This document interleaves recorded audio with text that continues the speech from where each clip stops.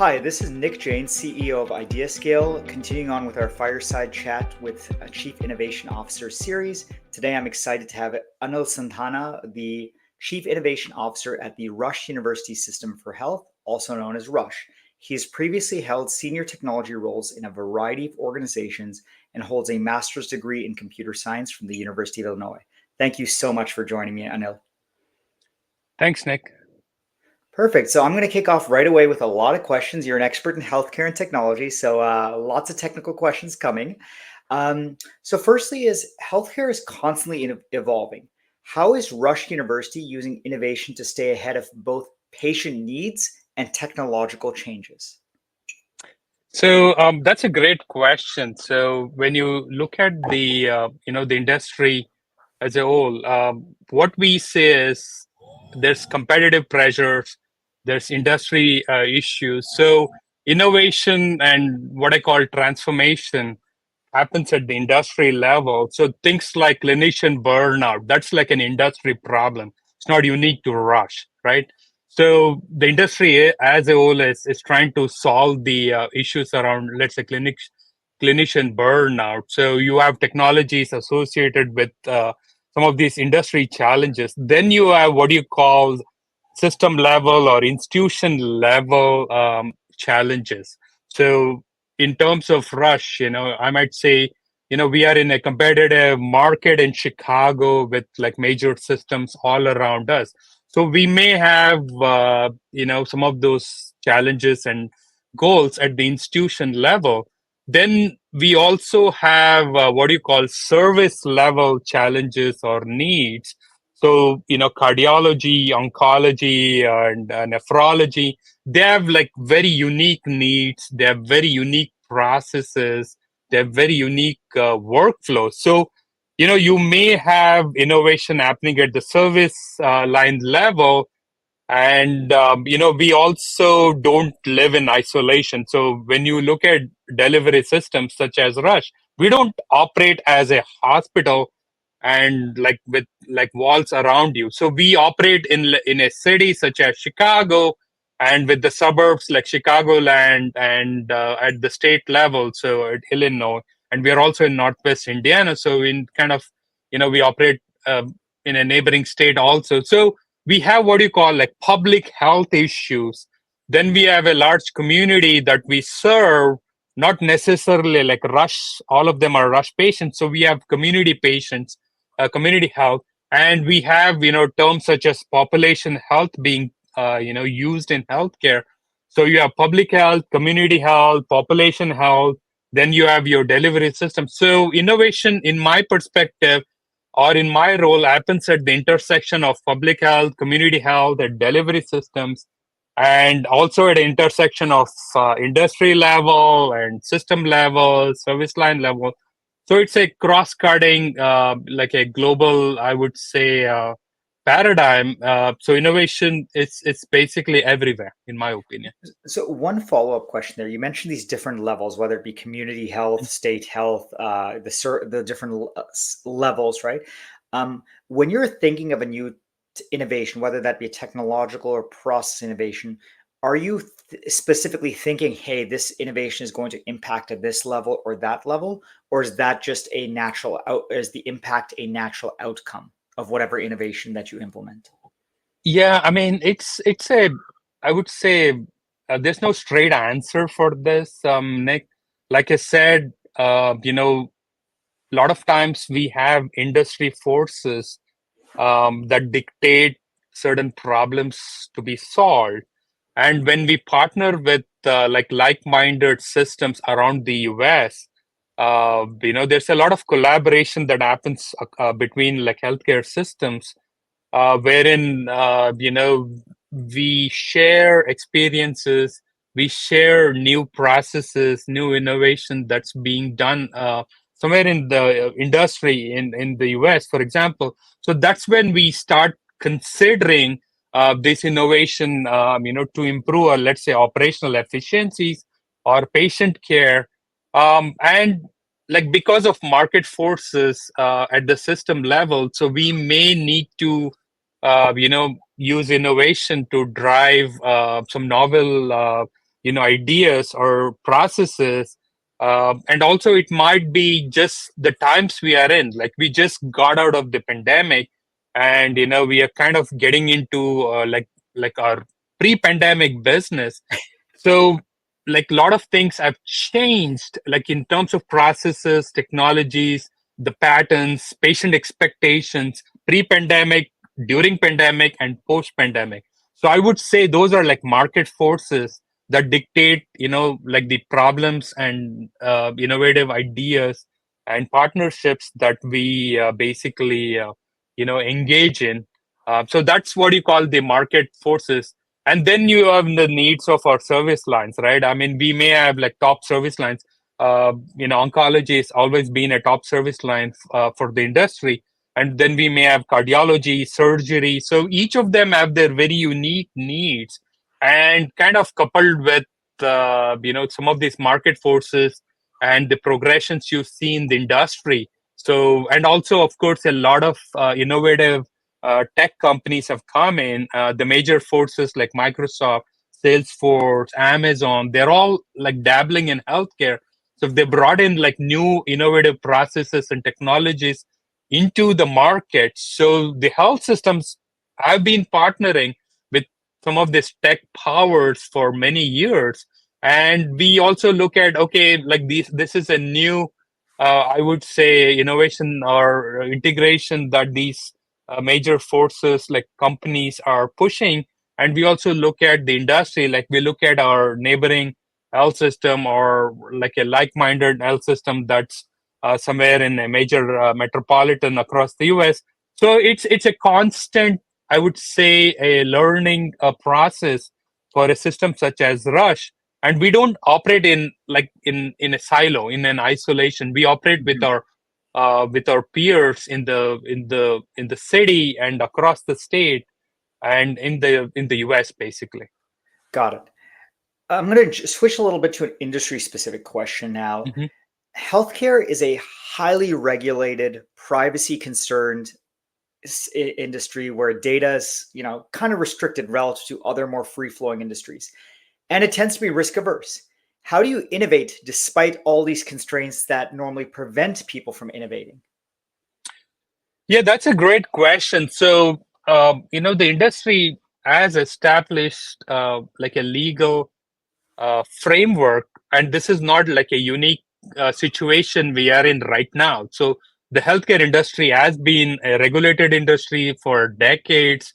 I mean, we have had regulations that are updated, and new regulations come all the time. So, we are always like operating with regulatory like kind of constraints for many decades. So which means we have built experience, and we also have beefed up our legal and regulatory teams, and we have established these boundaries. So for example, clinical care, we have a research I would say uh, infrastructure and framework in place, which has its own like institutional review board, IRB. We have what you call de-identified data. We have limited data sets, and then we have what you call synthetic data.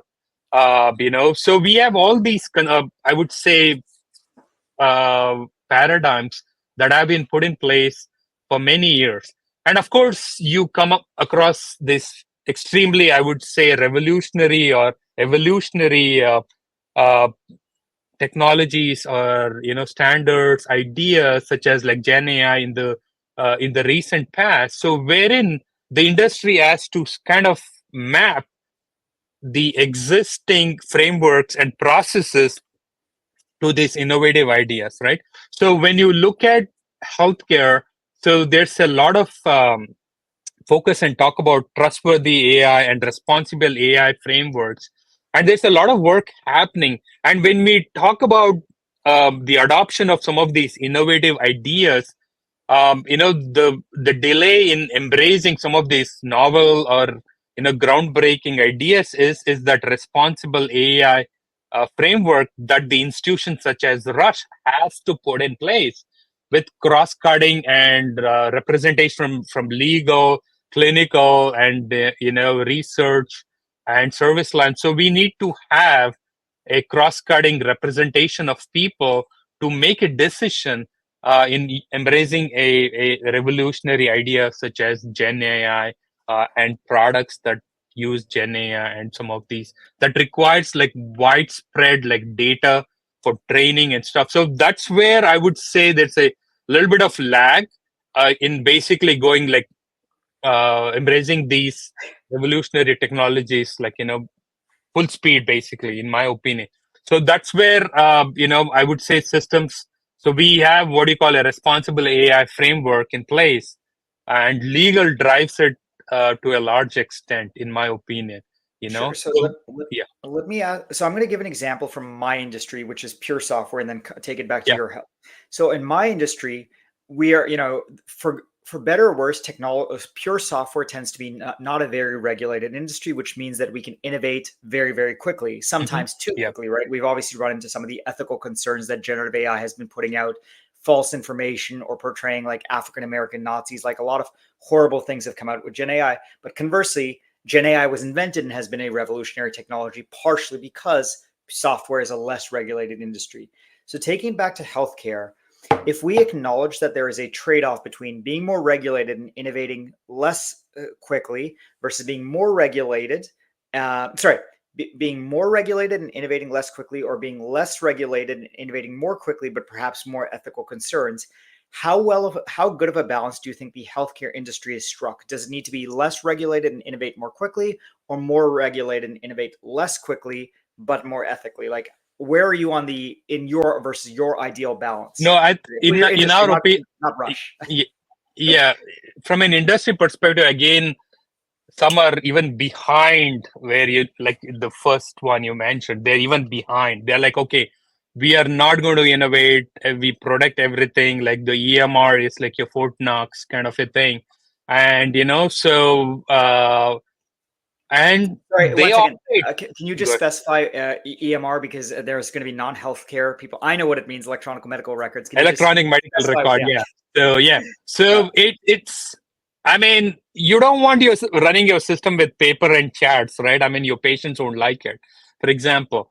But when you look at healthcare in general, like I mean, it's still running with like fax machines, and there's still a lot of use of paper, Aren't there and still people? Aren't there still coders who put in insurance codes with pen and paper to this day? And right yep, in yep, many hospital yes, systems. yes, yes, yes. I mean, I don't want to like speak for Rush. I can tell you that there will Yeah, be areas let's in take the negative stuff industry. to an industry level. Not Yeah, nothing about I Rush. know. Yeah, so you still have like systems or physician practices that are even behind like the spectrum you mentioned. In my opinion, it varies. There are startups, I'm sorry, systems that have embraced startups. They are like very close to like less regulation, faster innovation.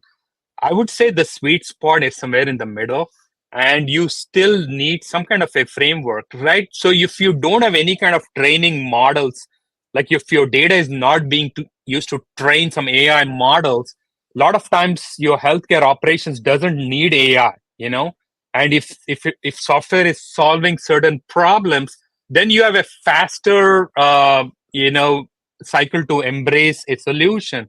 The challenge today is anytime a tech company comes and says we are AI enabled or we use AI, that's when you get that last stage wherein you have done due diligence. Okay, are you solving my problems?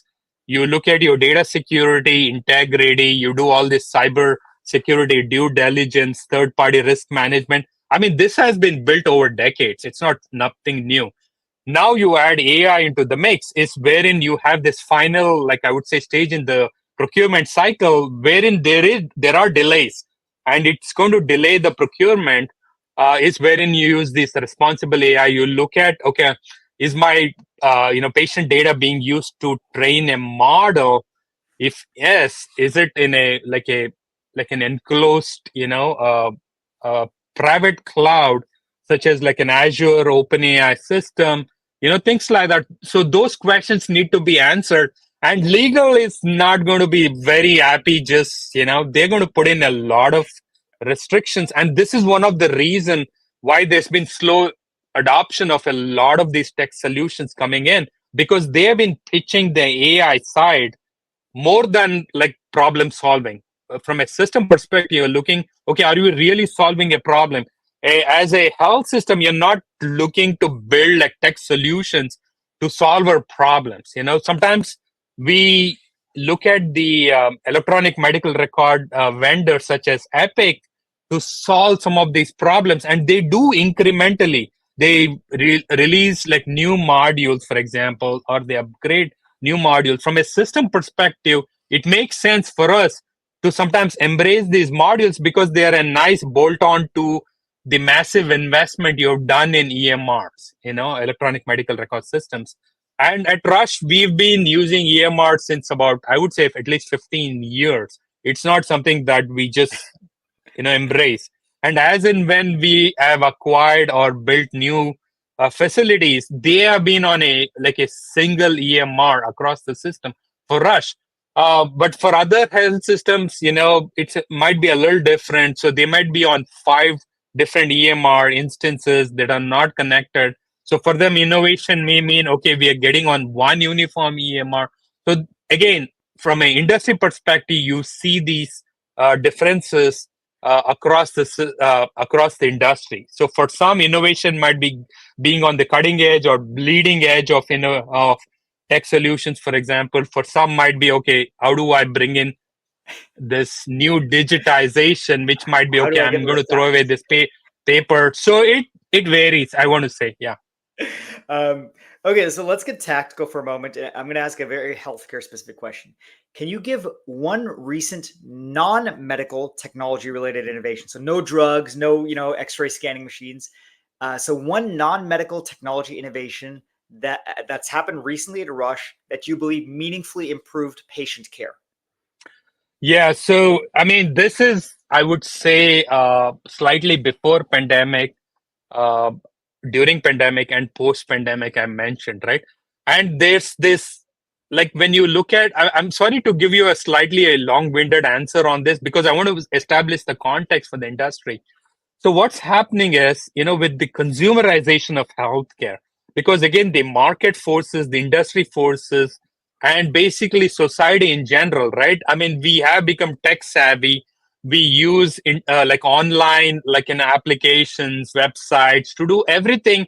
But when it came to healthcare, we started using the phone, and we had this kind of an historic tendency to drive to some a downtown location and get care, right? I mean, we were okay sitting in the emergency room for 5 hours, 8 hours. I'm not saying we were okay. It was just the way, people Yeah, were used to, right? medicine And is the only field where you have a room called the waiting room, which is just in agreed. any other private sector organization, it would be hilarious to make my customers wait for anything. No, agreed. So right behind me, I'm showing you Rush, like, our big facility in downtown Chicago. Uh, but over the years, because of consumerization of healthcare, the patient demographics also changed. Like, younger patients started coming into for patient care, and they're like, no, I don't want to get into downtown. I don't want to call in. I want to use my phone. I want to use like online scheduling. So that's like a market force that is driving healthcare. And plus, there was this shift from what you call inpatient care to more like an ambulatory care, outpatient care. So, including Rush, I mean, the industry has started building these outpatient facilities for cancer care, for primary care across the region. So you don't have to really drive down to one of our major hospitals. You can go to an outpatient center. So that was a tectonic shift in the industry. Just around that time, telehealth, with using like your video cam, your like a Zoom like interface to talk to your care providers also started taking a little bit of, I would say, priority for some of our patients.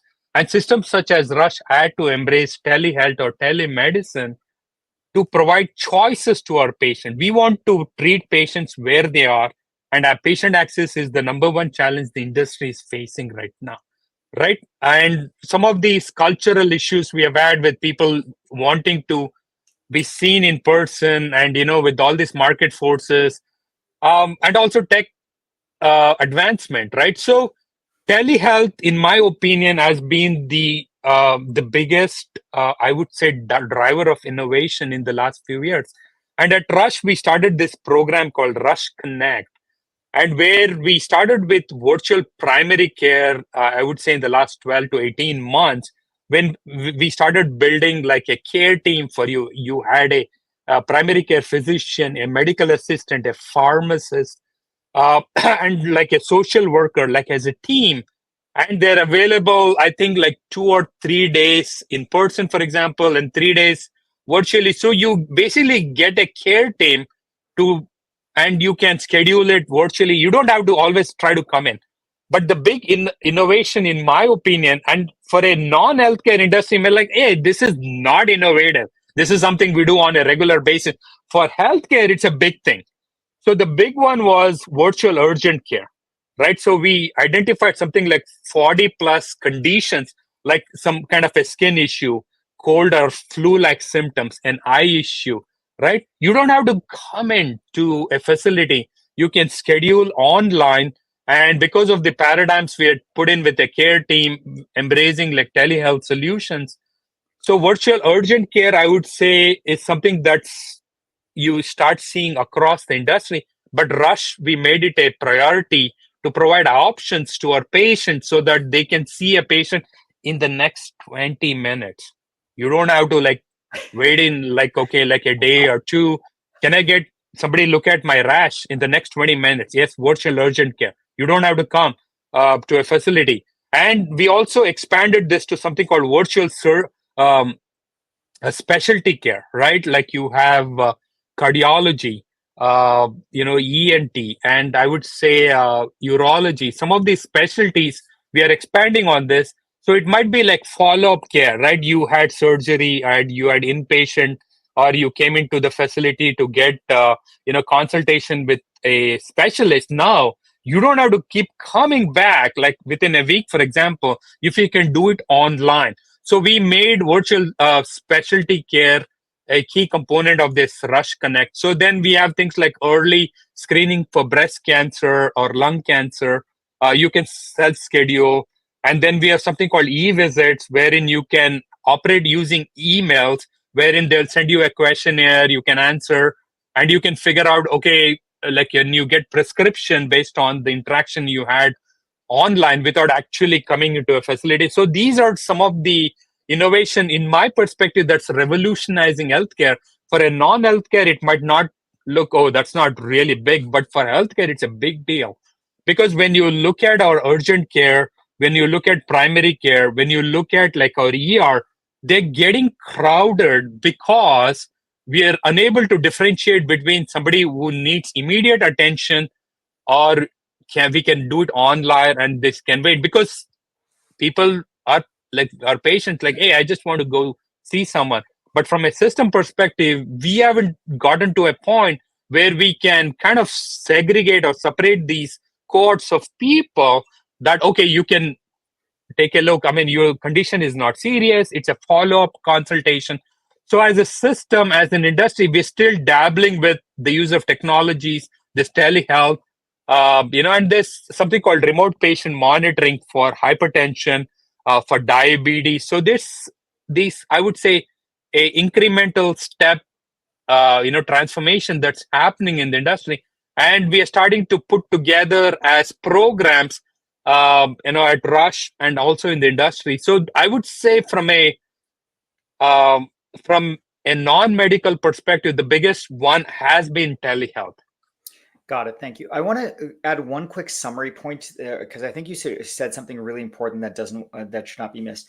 As your healthcare system and other healthcare systems are implementing telehealth, you're creating an additional option for your Mhm. end user, right? Yes. They still can come in and to visit a doctor, or they can choose to use one of these email services or online video services to communicate Yes. with the doctor. And the point I want to make there is good innovation does two things. It expands the choice set for whoever your end customer or service is. Yes. Whether you're a restaurant serving different food, or you are a hospital provider or medical service provider providing different services. You've increased the option set for your customer base, but simultaneously you have reduced the triage load on your side by making it easier to distinguish between different classes or severity of medical conditions. And that's what good innovation does. It never restricts this. It doesn't decrease the choice set. It expands the choice set and simultaneously gains an efficiency of some sort. That could be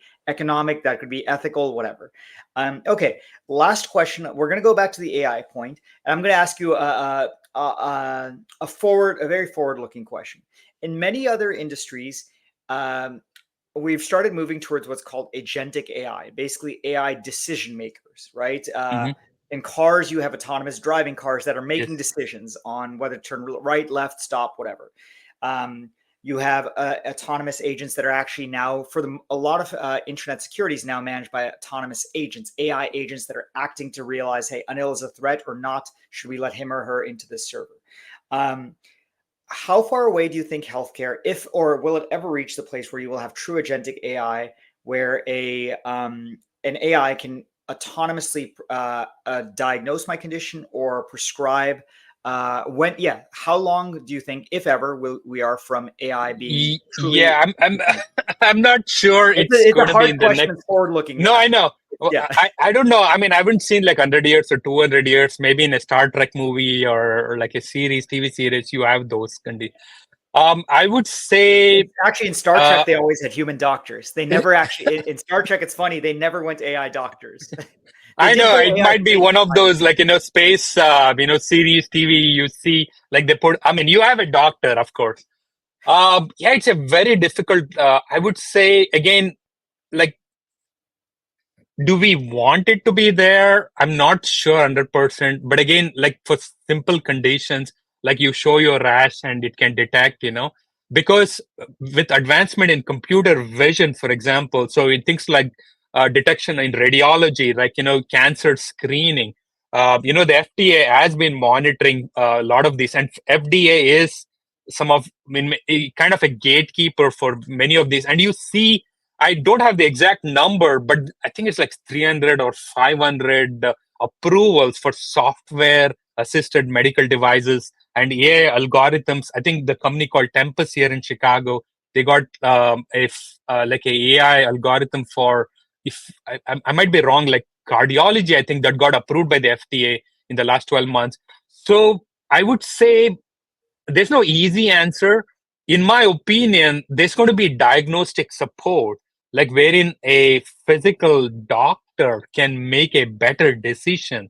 Yeah, I'm asking you for the next step. So that's incremental technology where we already an X-ray is additional information for a doctor, like versus 200 years ago where there was no X-rays. X-ray technology gives the doctor more information, but he or she still makes the decision. They're not right. It's supporting technologies. I'm asking you the harder question of, will the AI technologies in any reasonable timeline become agentic and autonomous decision-making agents in healthcare? Yeah, I mean, I won't go wrong, because I will say probably in 100 years, maybe beyond 100 years. At least that, I mean, I'm not again, like, we can't predict this, to be honest. Yeah, because the more you use like computer vision and these agents, making, I mean, it's right now you can say operational efficiency, detection, again, you have a doctor. So if, as and when, like the involvement of a person, like who is a doctor or a clinician or a, what do you call, advanced physician provider, APPs, it goes down. I mean, and the reliance on this automation increases. I don't know when that equilibrium. But your guess is 100 years. Is that correct? Okay, yeah. I'll take the under, and I'll say I'm going to bet 15 years, and we'll talk in 16 to see. I don't know. Again, like if it's like 100% or like no involvement, again, it depends on the definition. Yeah, it's beyond. It's somewhere like closer to 100 is my opinion. Do you again? Yeah, it's a tough one. I mean, the issue is errors. and over medication, for example. And if you don't need surgery, and the automation tries to do surgery, and if it removes like two teeth when you need to remove one tooth, things like that. I mean, I don't know. Well, Like, so do you now you're trust? now you're getting into the regulatory insurance side of like this issue comes around with autonomous cars. If an autonomous car, God forbid, hits someone, who's legally responsible? Medicine obviously has a very complex problem with litigation and liability. I'm not saying that. All I'm saying is, Hmm. I mean, there are conditions wherein, like, to the extent like surgery needs to happen. You see these videos of this like surgical devices, like, doing like surgery on a banana, for example. I mean, when you look at surgery, right? I mean, they do want robotic surgeries because of, like steadiness of your hand, and, because the micro precision that I mean, there's robotic surgery, but there is a surgeon sometimes sitting overseas who is operating on a robotic robot. But again, there is a human. And the question is, okay, surgery happening autonomously? I'm not sure. But that's a philosophical Yeah, no, again, discussion. And that's why it was a hard question. We're both guessing here. yes. Hopefully, perfect. I have no more questions on my side. Is there anything else you want to talk about innovation in healthcare at Rush before we conclude today's episode? No, I mean, I want to just, it's more like a call to action, and is people to not give up on healthcare. I know it's complex, and healthcare. I mean, Sorry, in the sorry. Can you US, clarify? Sorry to interrupt. When you say don't give up on healthcare, what do you mean? Do you think people are giving up on healthcare? no, they're not. Okay. But just having this negative outlook because, we have challenges in scheduling. You will still use of paper, fax. The industry is changing. And I would say, technologists primarily needs to be the drivers of innovation, and, not to give up on the long sales cycle, for example, because safety and I think the number one recommendation I give when somebody asks for my recommendations or advice or suggestions is try to bring in like subject matter expertise from a clinical perspective when you are driving this AI based innovation. Don't try to build solutions in isolation. Try to bring in like some of these MDs or RNs or nurses and bring their perspective in solving these problems. Healthcare needs these, not like, oh, I'm going to build this digital twin for you or a AI agent for you. Yeah, so what? Healthcare is not going to embrace you if you have not tried to bring in the perspective of clinicians. We are not trying to roadblock you. It's just we have a million problems to solve rather than focus on one solution you're trying to push. So the recommendation from my side is bring in like healthcare together as we build solutions for the industry. Yeah. Perfect. Thanks, Anil. And again, Anil, thank you so much for joining us. For those who listened to the end of the episode, reminder, Anil is the Chief Innovation Officer for the Rush University System of Health, which is one of the largest medical systems in the Chicago area. Thank you again, Anil. Thank you, Nick. Thanks to your audience.